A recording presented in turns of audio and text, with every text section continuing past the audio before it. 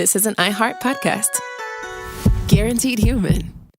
With no fees or minimums on checking accounts, it's no wonder the Capital One bank guy is so passionate about banking with Capital One. If he were here, he wouldn't just tell you about no fees or minimums. He'd also talk about how most Capital One cafes are open 7 days a week to assist with your banking needs. Yep, even on weekends. It's pretty much all he talks about, in a good way. What's in your wallet? Terms apply. See CapitalOne.com/bank. Capital One, N.A., member FDIC.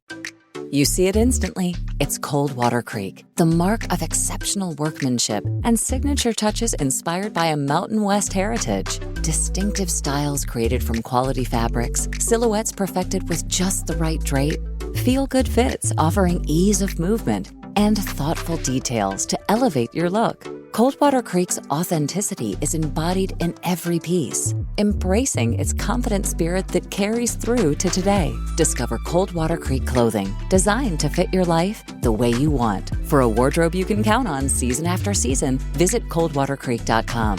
Shop the new spring collection at 20% off $75 or more with code IHEART20.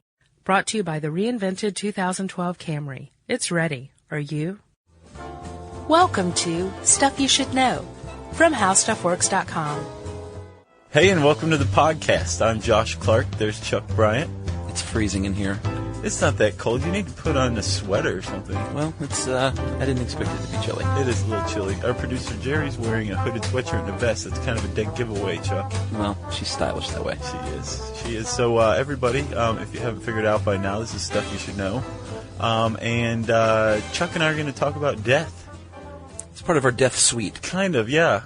We just realized. Everest, Bizarre, and then this one. Right. And if you don't know what we're talking about, it means that they've been published out of order. So just look forward to a lot of death from SYSK. Right? Yes. Okay, so Chuck, I'm pretty sure you're fully aware that I don't lead a very healthy life. Yes, I know that. I have certain vices that are disgusting and suicidal, right? Yeah. You smoke. That's one of many. Yes. Yeah. Basically, I shouldn't be walking around right now. Right. And I've come to kind of take hope in someone who's become one of my personal heroes, a woman named Madame Jeanne Clement. Right. And Madame Clement was a French woman, as her name would indicate. Right. And she, in 1997, she died. Happy and healthy. And 122 years old. Yeah, amazing. And the greatest part about Madame Clement is that she smoked until she was 100.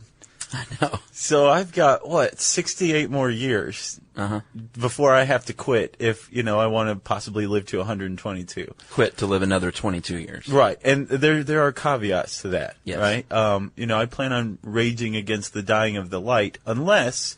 I get like a terminal cancer diagnosis or there's something that I'm not going to be able to get out of and it equals like horrible death and then right.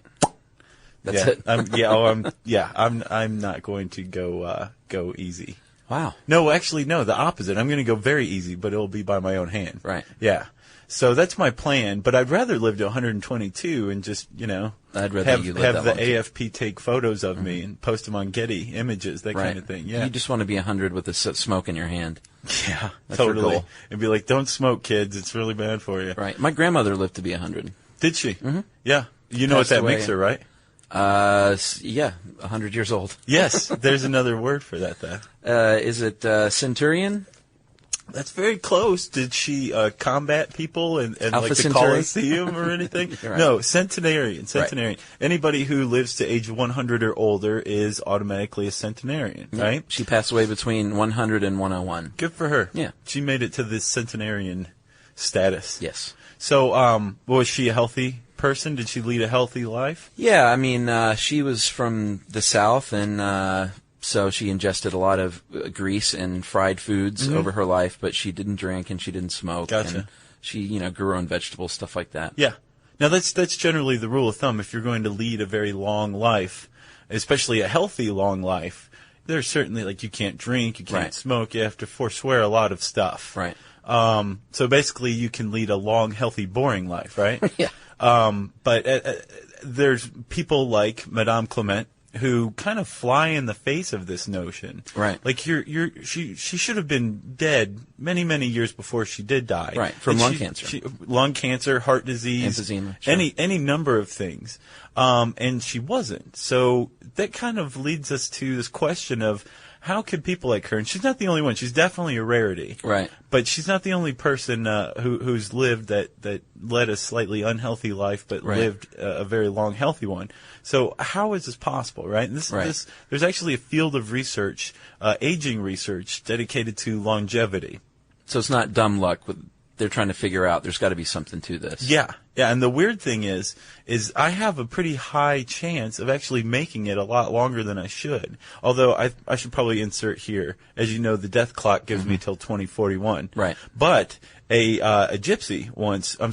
Roma once read my palm and told me I had till 87. So I'm not sure which one's right. I think I'm going to go with the Roma lady. Well, what would the other one put you at? The death clock.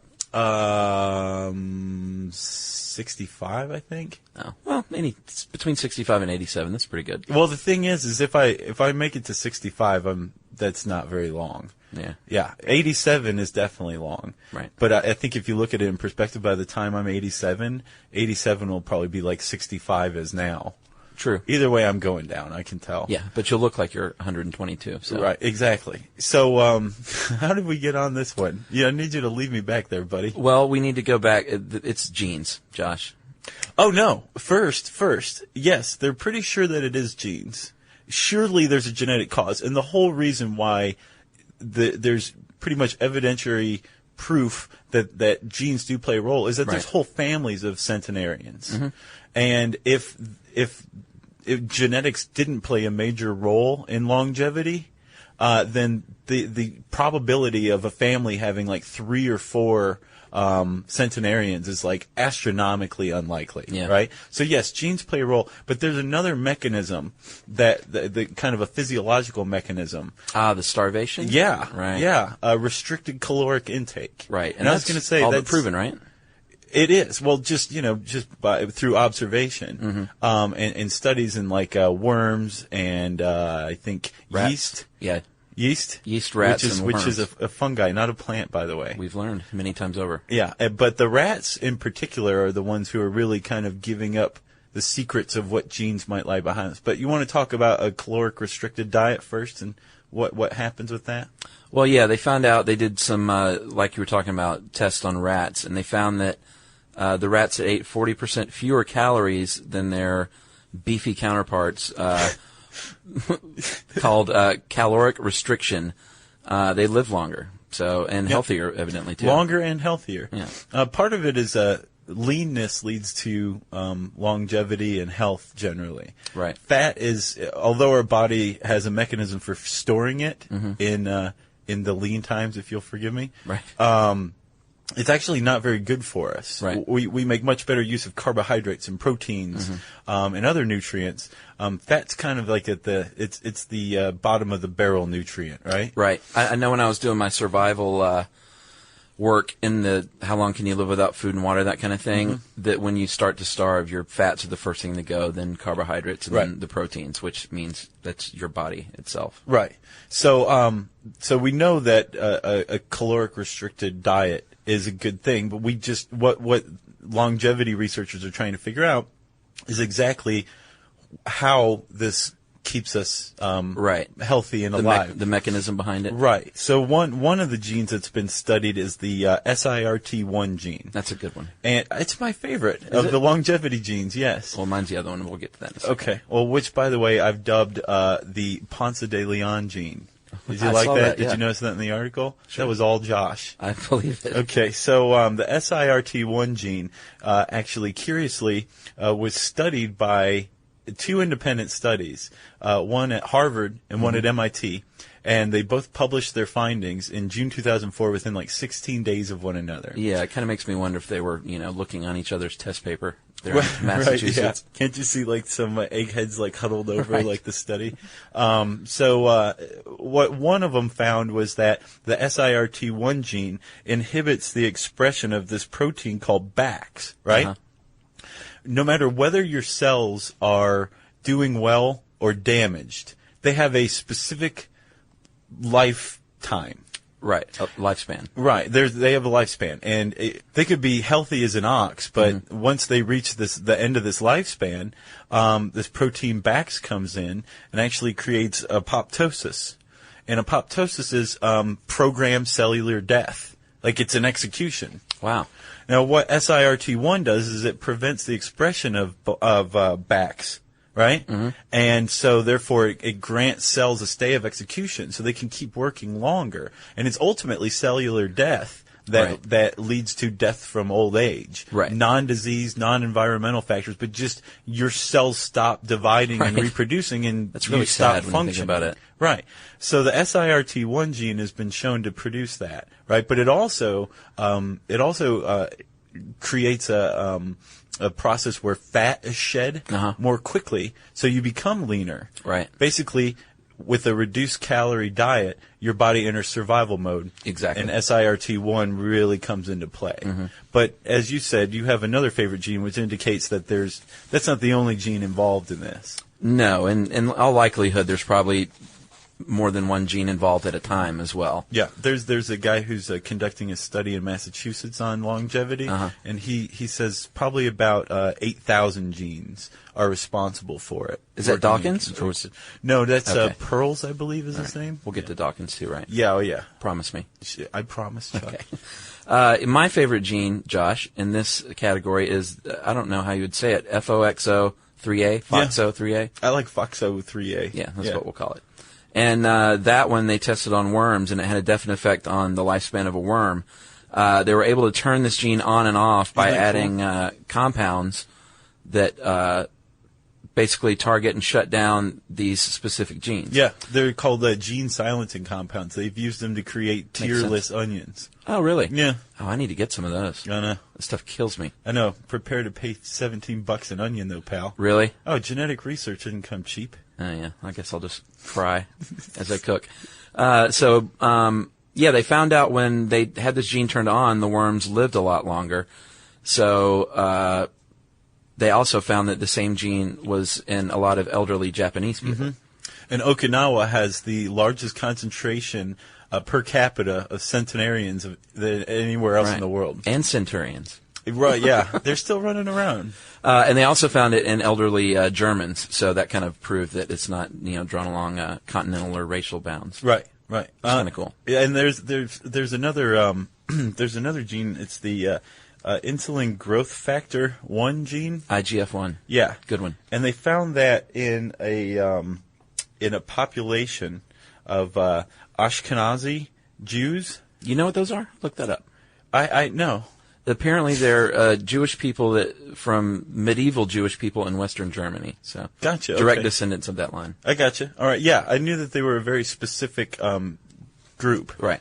But they found in women in this group that the IGF-1 gene had a mutation, and IGF-1 is partly responsible for creating growth hormone. Ah, okay. And these women are generally small in stature as well. Right. And one of the researchers who conducted this study on them, I just found this kind of flawed logic. I mean, it makes sense, but sometimes biologists, geneticists, and evolutionists make certain leaps. They go from A to C without hitting B, right? As we like to say. Yeah, which I've done before, and much to your chagrin. Yeah, I was not mad at you, by the way. This one researcher posited that, because they're smaller, they're living longer, and a pony lives longer than a horse. And I don't know, for some reason I was like, back that up, dude. Right, you know? But I think the more likely explanation is that cancer has been shown to be fueled by growth hormones. Right. So if you're producing less, that would lead you to believe that you have less of a likelihood of dying of cancer. Right. That's an A to C I can get behind. Right. Now, the problem is this shouldn't just express itself in women, this mutation. Or should it? You see it instantly. It's Coldwater Creek, the mark of exceptional workmanship and signature touches inspired by a Mountain West heritage. Distinctive styles created from quality fabrics, silhouettes perfected with just the right drape, feel-good fits offering ease of movement, and thoughtful details to elevate your look. For a wardrobe you can count on season after season, visit coldwatercreek.com. Shop the new spring collection at 20% off $75 or more with code IHEART20.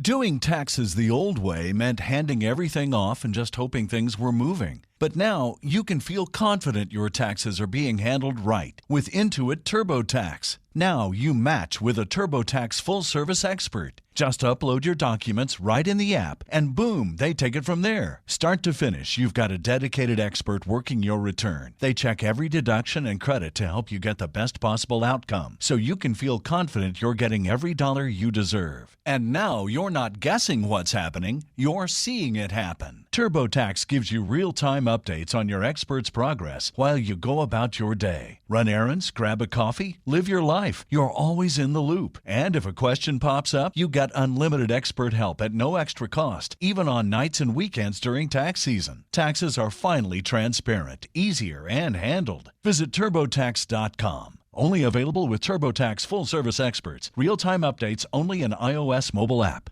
Let's talk about Richard Dawkins. Right, zoologist. Yes. Yes, he has a theory that, or perhaps a hypothesis, as we've been corrected. Yeah. Not the same thing.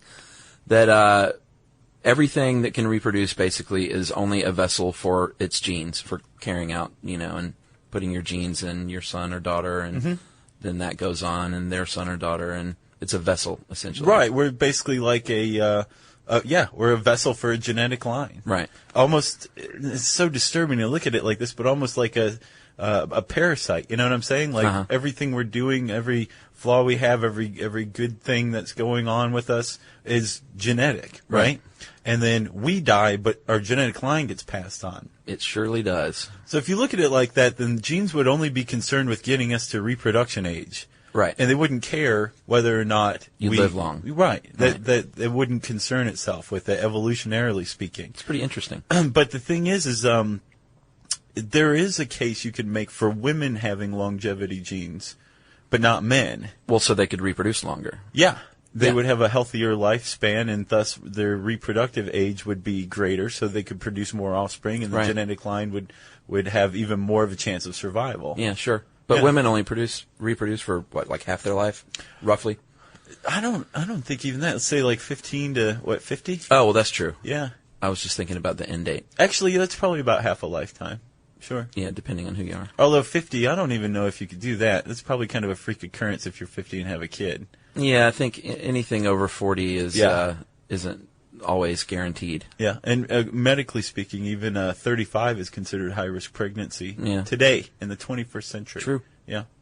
So that's Dawkins' position, and the OBGYN Ruth Fetz was the one who posited that hypothesis, right? That explanation of why women would have a longevity gene and not men.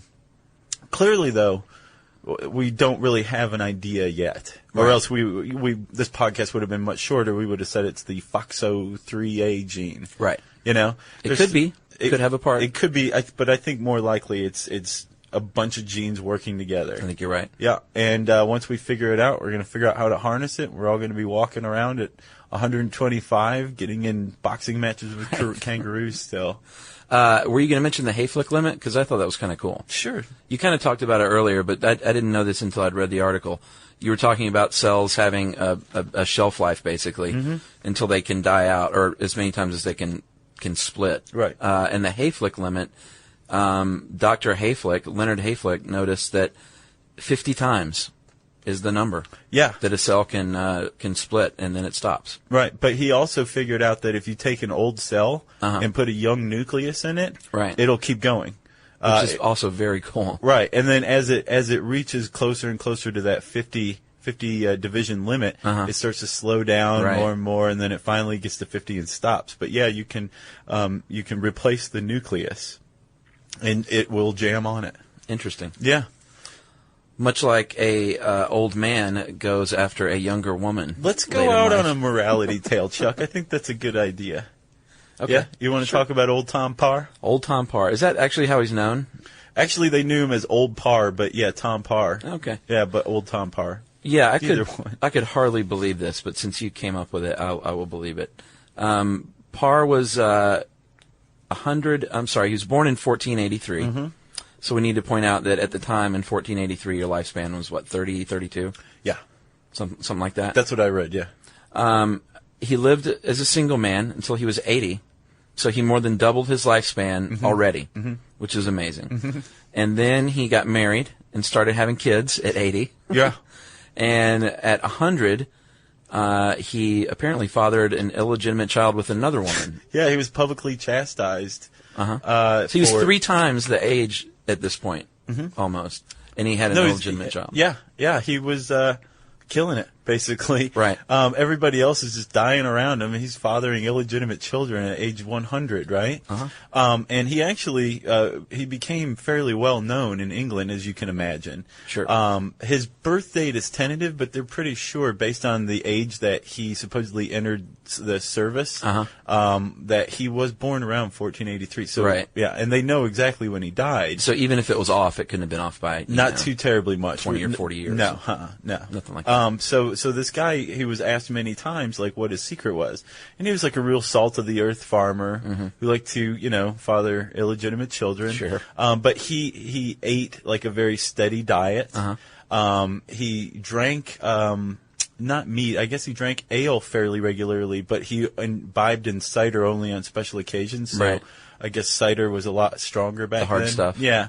And he just kind of lived as much of a healthy life as people lived in the, 15th, 16th, and 17th century. Right. The guy made it to see 3 centuries, right? Yeah, unbelievable. What got him was, at the age of 152, this courtier who'd fallen out of grace with King Charles decided he was going to get back in the king's good graces by bringing Old Tom Parr to court. Right. And basically parading him around like, check this old guy. Oh, he's 152. It's a very bad idea. So, Old Tom Parr, this is his first taste of, like, court life. And basically, he parties like a rock star for 2 weeks. Dead. And, I mean, you think 152 now is just unthinkable. Yeah. And this is when the average lifespan was 32 years. So, yep. I can't even imagine. He must have been, that was a terrible idea. It was. And you have to imagine, like, did King Charles and this disgraced courtier, I mean, like, it's almost like ending up with some sort of thrill kill cult and then, dying because you're totally out of, like, your league, kind of thing. Like, did they feel bad that they killed Old Tom Parr Seriously. by getting him wasted and feeding him pig and duck and stuff he had never eaten before? So yeah, I bet they did. Yeah, I can't tell. You see it instantly. It's Coldwater Creek, the mark of exceptional workmanship and signature touches inspired by a Mountain West heritage. Distinctive styles created from quality fabrics, silhouettes perfected with just the right drape, feel-good fits offering ease of movement, and thoughtful details to elevate your look. Coldwater Creek's authenticity is embodied in every piece, embracing its confident spirit that carries through to today. Discover Coldwater Creek clothing, designed to fit your life the way you want. For a wardrobe you can count on season after season, visit coldwatercreek.com. Shop the new spring collection at 20% off $75 or more with code IHEART20. Doing taxes the old way meant handing everything off and just hoping things were moving. But now you can feel confident your taxes are being handled right with Intuit TurboTax. Now you match with a TurboTax full-service expert. Just upload your documents right in the app, and boom, they take it from there. Start to finish, you've got a dedicated expert working your return. They check every deduction and credit to help you get the best possible outcome, so you can feel confident you're getting every dollar you deserve. And now you're not guessing what's happening, you're seeing it happen. TurboTax gives you real-time updates on your expert's progress while you go about your day. Run errands, grab a coffee, live your life. You're always in the loop. And if a question pops up, you got unlimited expert help at no extra cost, even on nights and weekends during tax season. Taxes are finally transparent, easier, and handled. Visit TurboTax.com. Only available with TurboTax full-service experts. Real-time updates only in iOS mobile app. I'm curious. I wonder if the history books write about stuff like that. Well, let's find out, Chuck. Yeah, we'll check it We'll out. give an update. And we will follow up. Yeah, well, there's plenty more to read. All you have to do is type in some of the world's oldest people or old and unhealthy in the handy search bar at howstuffworks.com. So, Chuck, did you know, I have a question for you. Did you know that if you, my friend, went onto iTunes right now and typed in super stuffed, 2 words, into their search bar, our spoken word album would come up? Spoken word album? We have a spoken word album, Chuck. I know that you were kind of zonked for a while we were doing this. We had to prop him up like a dope monkey. But he did a great job regardless. I appreciate that. I can only imagine if we get to do another one, which is largely contingent on how many we sell of this one, that if you're not doped up, we will be able to really excel at it. Right. Yeah, so you want to talk about it for a second? Sure. It's called The Stuff You Should Know, Super Stuffed Guide to the Economy. That's right. And Josh and I talk about economics on a broad level and on a small level. Granular level. And we kind of break it down for the everyday Joe that doesn't really understand what's going on in the world of economics. Which makes sense because we're everyday Joes. You got it. Or laymen, I think, as we've put it before, right? We are. Yeah. So it's up for, what, $3.99? $3.99. It's an hour long. It's got all sorts of bells and whistles. Interviews? Yeah, there's professional or expert interviews. So, yeah, it's not just like our regular podcast times 4. It's exponentially better. Right. We get out of the studio, which is nice for us. Yeah, I think we cut out a lot of us. Yes. Which is vastly different from our regular podcast. It's much more professional. So yeah, there's our plug for our audiobook. The Stuff You Should Know Super Stuff Guide to the Economy. $3.99 on iTunes right now. If you want to buy it, we won't be mad at you. We'd love you. And I'm thinking you want to talk about the blog? Sure, Josh. Let's talk about the blog. Okay. It's been up for a few weeks now, maybe a month. And we're starting to get some good interaction from the fans. It's nice. Mm-hmm. It is nice. I do a little blog podcast recap on Fridays. And so if you hear something on Tuesday or Thursday that strikes your fancy, just log on to the blog and leave a comment, and Josh and I will chat it up with you. And it's been cool. Yeah, that is cool. And you can find it through the homepage at howstuffworks.com, over on the right side there. Yeah, it has our mugs alternately. Alternate mugs. Yeah, so check it out, right? Mm-hmm. Okay, so Chuck, enough about the blogs. Is it time for listener mail? It is indeed. Josh, this one comes to us from a postal service worker named Scott. Mm-hmm. And he's from Pismo Beach, California. Okay. And remember we did our thing on junk mail? Yes. And how awful and evil it is? Oh, yes. Turns out junk mail is actually keeping the Postal Service in business. Is it really? To a large degree, yeah. And this is something we never considered, and that's why we wanted to read this, because sometimes there's another side of the coin that we don't really realize, and this is definitely the case. Yeah. Josh and Chuck, you guys feel like a couple of old poker buddies to me. Very nice way to get going there, Scott. I'm writing in response to junk mail. I'm a letter carrier for the U.S. Postal Service, and I can assure you that on a superficial level, I hate junk mail even more than you. I sometimes loathe having to mess with all that seemingly useless garbage on a daily basis. However, it is a huge source of revenue for the Postal Service, and surprisingly, it does provide a substantial return for advertisers. In these increasingly difficult economic times, we postal employees are becoming concerned about the future of our jobs. Mail volume has dropped rapidly, and this so-called junk mail is providing us with much-needed business. If it were to disappear, so would all of our jobs. So before you can call an all-out assault on this admittedly minor annoyance, please take a moment to reconsider. I'm willing to put up with a little mailbox clutter to keep alive one of our nation's oldest and most important professions. From Scott. And well, giddy up, Scott. Giddy up, Scott. And I believe just last week the Postal Service announced a lot of layoffs. Oh, yeah? And this was just a few days ago. So do you think we're responsible for it? I don't think so. I hope not. So what we'll tell people then, junk mail apparently is keeping the Postal Service open, so do your best to recycle it and deal with things that way. Yeah. If you want to be taken off a list, you can be taken off a list, but we can't completely stop junk mail, or else there would be no more Pony Express. It also makes for really good artwork, too, right, Chuck? Yeah.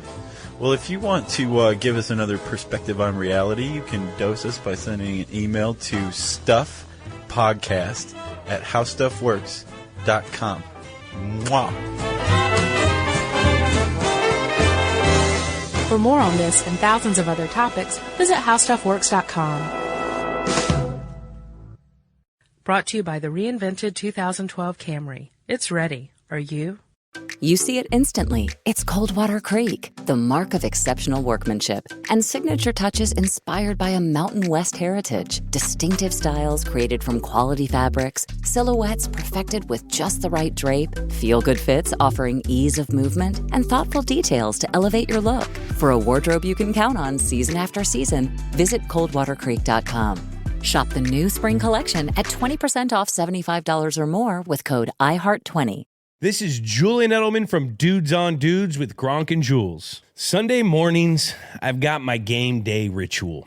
Coffee, Lucky Socks, and now new morning Uncrustable sandwiches. It's all about that 12-gram protein boost with the new Uncrustables, bright-eyed berry or up and apple flavors. Bright-eyed berries got a feisty receiver energy. Up and apple, your classic do-it-all tight end.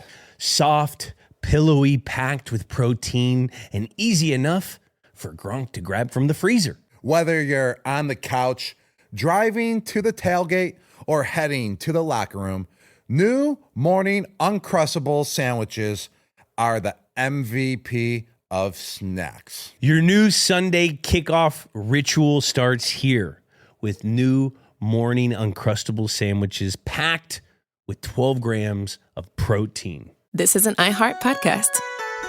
Guaranteed human.